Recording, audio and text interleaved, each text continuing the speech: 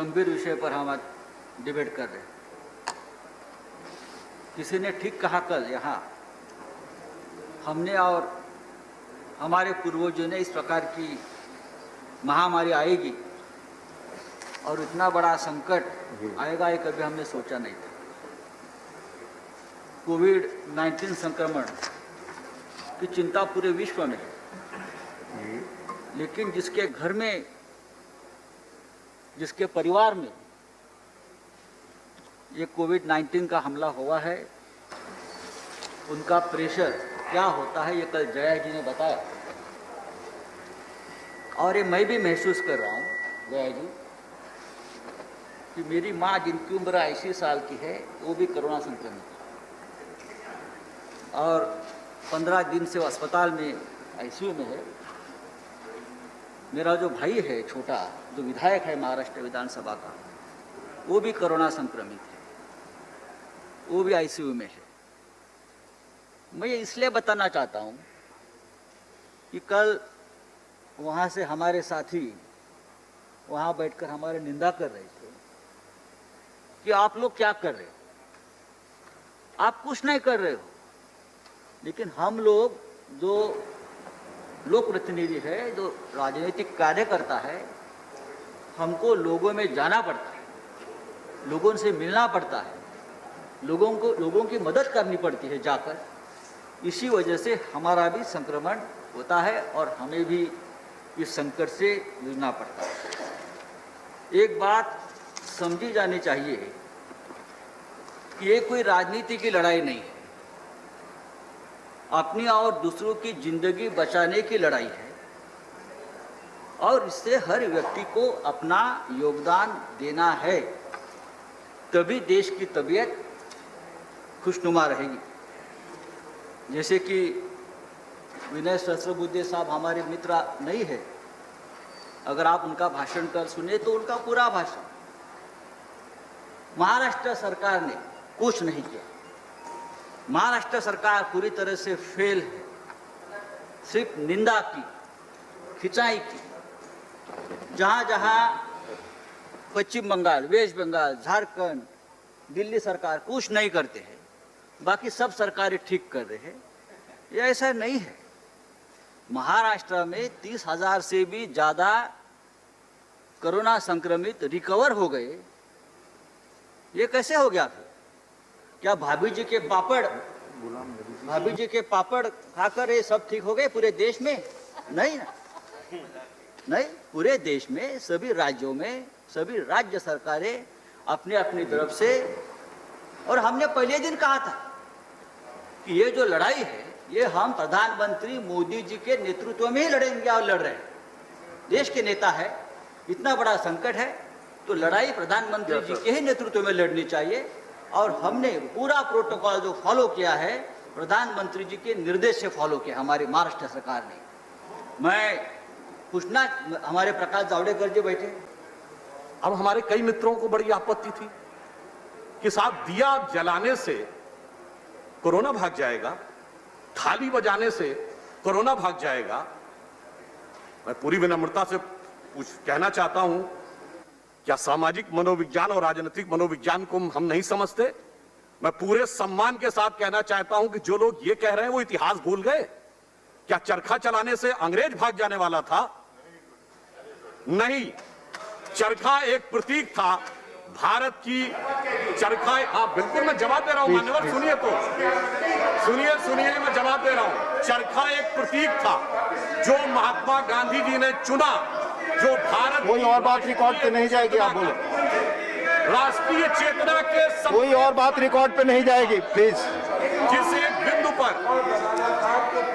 कपड़ा बने और विदेशी का बनाने की, आप बताएं। प्लीज वही कहना चाह रहा हूँ, मैं वही बात बताना चाह रहा हूँ। प्लीज कृपया सीट पर बैठ करना, प्लीज। ये समझ में आ जाएगा। देखिए, आपकी बात के अलावा कोई और बात रिकॉर्ड पे नहीं जा रही है, आप प्लीज बोले। महात्मा गांधी जी ने चरखे को एक प्रतीक बनाया, प्लीज। वह प्रतीक बना संपूर्ण भारतीय जनमानस की भावनाओं का केंद्र बिंदु, और वहां से ब्रिटिश राज को उखाड़ने का संकल्प उठा था। उसी प्रकार से प्रधानमंत्री श्री नरेंद्र मोदी जी ने उस दिए को एक प्रतीक बनाया जिस पे संपूर्ण राष्ट्र की चेतना सम्मिलित रूप में आकर इस लड़ाई से लड़ने के लिए आगे बढ़ी। इसलिए मैं कह रहा हूं, इस संकल्प के मनोविज्ञान को समझने की आवश्यकता है। अब हमारे कई विरोधी अभी बोल रहे थे, संजय राउत जी ने कहा कि साहब हमारे पूर्व वक्ता डॉक्टर विनय सहस्त्रबुद्धे जी ने महाराष्ट्र सरकार पे किया। अरे हमें कुछ कहने की आवश्यकता है क्या? सभापति महोदय, आपने इसी सदन में देखा कि महाराष्ट्र सरकार के दो घटक दलों के बीच का मनोभाव कैसे उभर कर सामने आ गया कि मेरा हिस्सा ज्यादा कि तेरा हिस्सा ज्यादा।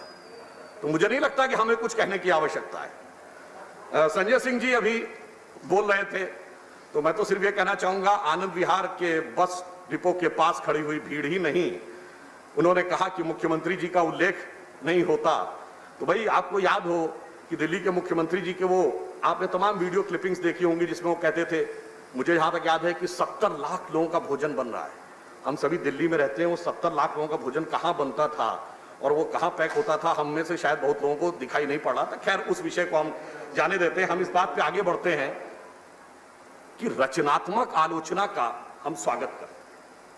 आप बिल्कुल क्रिटिसिज्म करिए, जो करना है, परंतु जब शुरू से ही विषय कटाक्ष और व्यंग का रहे तो मैं समझता हूं कि यह बहुत उचित नहीं रहता है। तो सर्वप्रथम आवश्यकता थी संकल्प की, जिसको प्रधानमंत्री जी ने आगे बढ़ाया। अब दूसरा विषय, अभी आपने देखा हमारे कई विरोधियों ने कहा कि साहब नमस्ते से बड़ी समस्या हो गई। कल भी कहा था इसी सदन में कि साहब नमस्ते के कार्यक्रम बड़ा भारी पड़ गया। मैं पूछना चाहता हूं कि नमस्ते ट्रंप का कार्यक्रम यदि भारी पड़ गया, 2 घंटे में कुछ लोग थे, वो तिथि तो आप सबको ध्यान होगी 24 फरवरी थी, और उसी समय पूरे देश के दर्जनों शहरों में बकौल हमारे विरोधियों के लाखों लोग हजारों हजार की संख्या में बगैर सोशल डिस्टेंसिंग का पालन करते हुए जो कार्यक्रम कर रहे थे, वो क्या कोविड किलिंग ऑर्केस्ट्रा था? वो क्या था?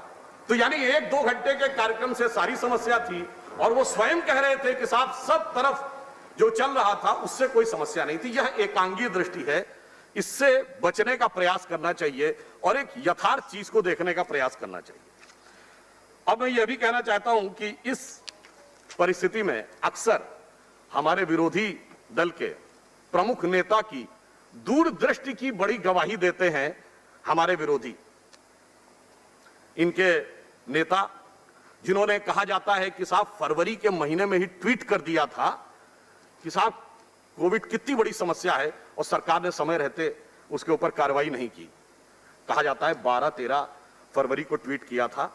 वह नेता चिर युवा है और चिर व्याकुल है, परंतु मैं बताना चाहता हूं उनकी दूरदृष्टि कितनी दूर से आ रही थी। उस कालखंड में देख लीजिए, जब वो यह बता रहे थे कि भारत सरकार को विदेश की फ्लाइटें बंद कर देनी चाहिए थी, कोविड बहुत भयानक रूप धारण करता चला जा रहा है, और उस समय वो स्वयं विदेश में थे। खैर कोई बात नहीं, जब आए तो हमें इस सब सदन में याद है, आने के बाद यदि वह 12-13 फरवरी को इतनी भयानक समस्या लगने लगी थी और उनके अप्रतिम ज्ञान संपन्न बुद्धि को इसका साक्षात्कार हो गया था, तो मार्च के प्रथम सप्ताह में सदन को रोककर कोविड पर चर्चा क्यों नहीं करवाने की बात कही गई? 2 दिन सदन नहीं चला, किस लिए? कोविड पर चर्चा के लिए नहीं। बजट सत्र था, आर्थिक विषयों पे नहीं,